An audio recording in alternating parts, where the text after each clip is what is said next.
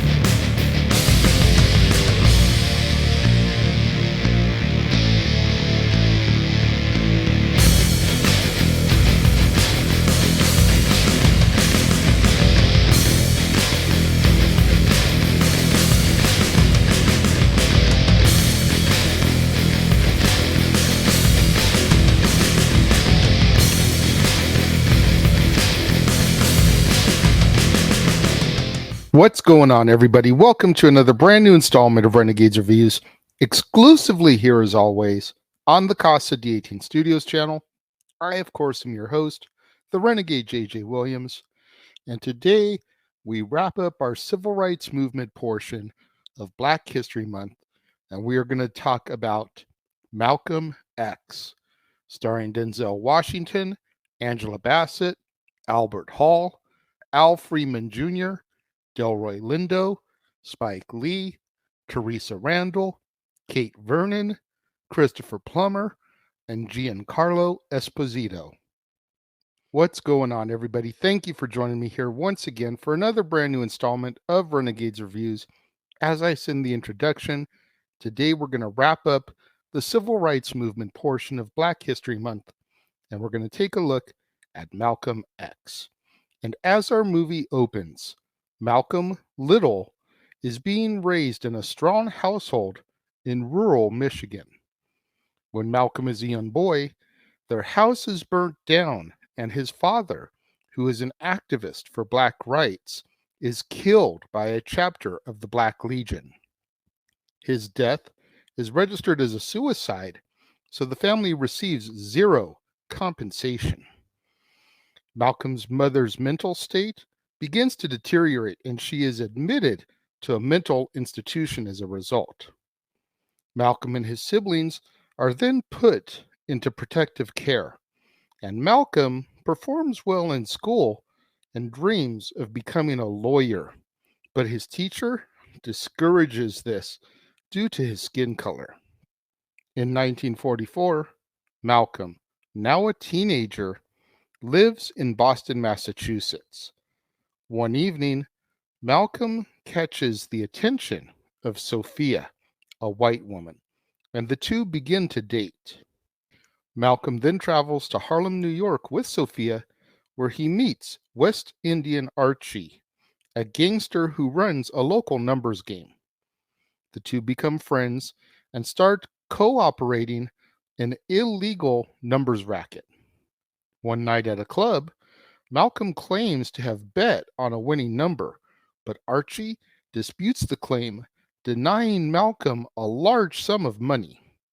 A conflict ensues between the two, and Malcolm returns to Boston after an attempt on his life. Once back in Boston, Malcolm, Sophia, Malcolm's friend Shorty, and a woman named Peg decide to perform robberies in order to earn money. By 1946, the group has accrued a large sum of money from thievery. However, they are later all arrested. The two girls are sentenced to only 2 years as first offenders in connection with the robberies, while Malcolm and Shorty are sentenced to 8 to 10 years in jail. While incarcerated, Malcolm meets Baines, a member of the Nation of Islam, who directs him to the teachings of Elijah Muhammad, the group's leader. Malcolm begins to grow interested in the Muslim religion as well as the lifestyle promoted by the group, and begins to resent white people for the mistreating of his race. Malcolm is paroled from prison in 1952 after serving only 6 years of his jail sentence.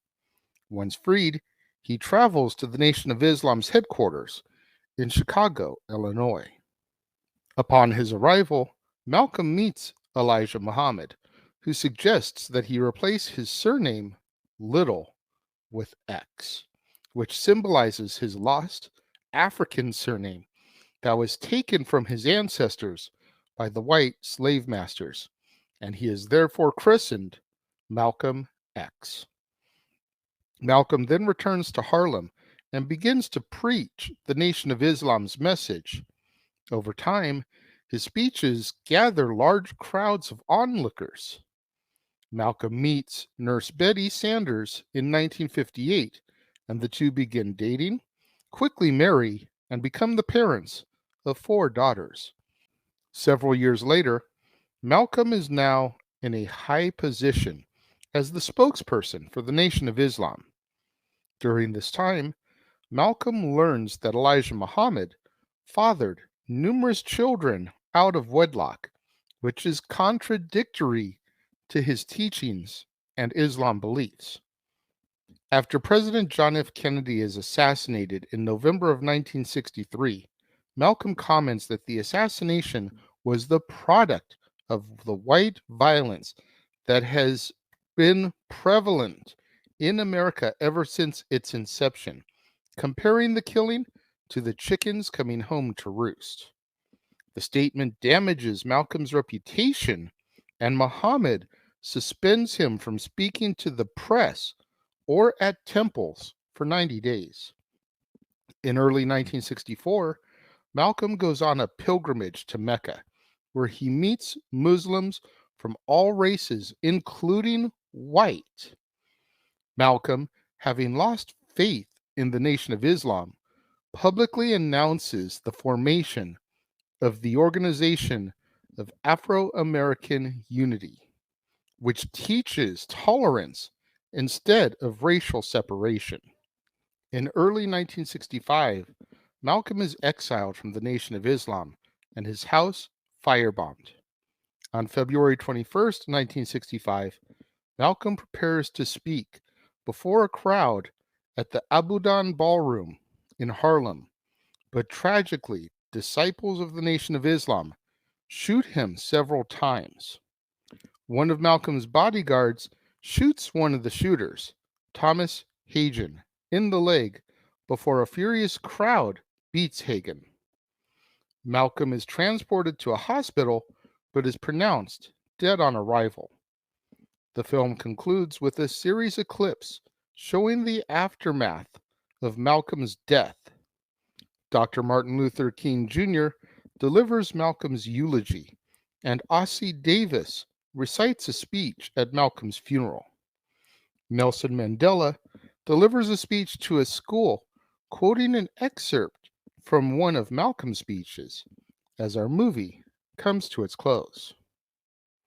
This one definitely kept my interest more than Selma, more than Behind the Movement, the Rosa Parks story. And I think it's twofold.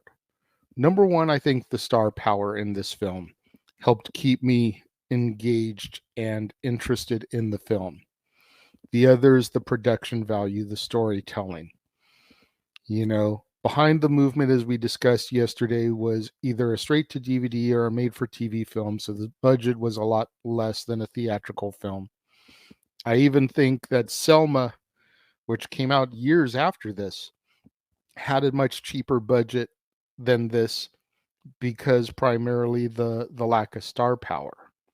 So they didn't have to spend as much to get the actors and actresses on board. This one did bore me a little bit until it really got rolling. Like the first 15-20 minutes, I feel drug a little bit. But once we got to West Indian Archie and everything that followed, the pace really stepped up a little bit, and I had my interest vested a lot better. So that would be my only complaint, is that first 15, maybe 20 minutes or so prior to Malcolm meeting West Indian Archie. But other than that, I thoroughly enjoyed this film. I enjoyed the story it told. I enjoyed the way it presented the subject matter. And I highly recommend it, especially in comparison to the other films. When it comes to Malcolm X, I'm going to give it 3.5 out of 5 stars. Definitely the best of the 3 that I've reviewed this week for civil rights movement portion of Renegades Reviews. I'm curious to know what you guys think. Let me know. If you're watching the premiere, leave your thoughts and comments over here. If you're watching on demand later in the day, leave your thoughts and comments down here. Let's have that conversation, that discussion, that debate, that interaction that I'm always asking you guys for in the comments below.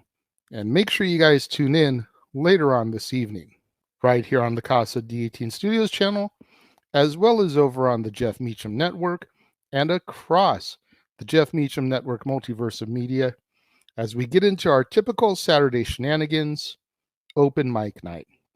Myself, the West Coast Professor Jeff Meacham, the Simple Man Noah Foster, the Heeb Man James Hebert, And whoever else decides to come through the doors and step up to the microphone will be here to engage in the shenanigans that are open mic night and discuss the week in professional wrestling. And then tomorrow, right back here on the Casa D18 Studios channel, it'll be time for yet another edition of Renegades Reviews. New release Sunday this week instead of new release Saturday. We're going to be taking a look at Ant-Man and the Wasp: Quantumania, starring Paul Rudd, Evangeline Lilly, Jonathan Majors, Catherine Newton, Katie O'Brien, Bill Murray, Michelle Pfeiffer, Corey Stoll, and Michael Douglas. You don't want to miss out on any of that coverage right here on the Casa D18 Studios channel, on the Jeff Meacham Network, across the Jeff Meacham Network, multiverse of media. We've got new release Sunday this week. We've got open mic night coming up. We've got one more movie of Black History Month, and then we kick into gear with next month's theme. I think you're going to enjoy it. So make sure you smash that like button. Make sure you're subscribed. Make sure that notification bell is turned on so you don't miss out anytime a video drops right here on the Casa D18 Studios channel, or anytime we go live, as is the case with Statboy Sports Bar, Open Mic Night, pay-per-view PLE coverage, etc. Share these videos with your family, friends, loved ones, coworkers, movie fanatics, cinephiles in your life, fans of Denzel Washington, fans of Angela Bassett, fans of Delroy Lindo, fans of Malcolm X, fans of studying the civil rights movement. Anybody you can think of that would enjoy this content in this video, share it with them.